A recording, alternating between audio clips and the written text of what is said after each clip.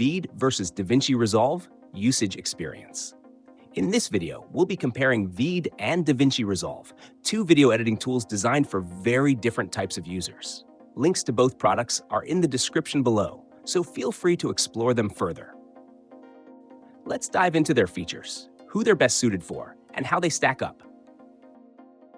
VEED is a cloud-based, beginner-friendly video editor designed for simplicity and convenience. It's perfect for quick edits, social media content, and team collaboration.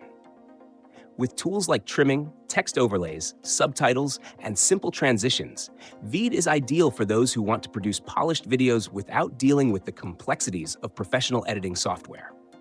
Its interface is intuitive and straightforward, requiring no prior experience to navigate. As a web-based platform, VEED is accessible from any device with an internet connection, making it great for users who work remotely or need to collaborate in real time. While it excels in ease of use, VEED is not designed for high-level editing or advanced color grading. On the other hand, DaVinci Resolve is a powerhouse editing software tailored for professionals and advanced users. Known for its industry-standard color grading tools, DaVinci Resolve also features a robust suite for video editing, audio production, and even visual effects, all in one platform.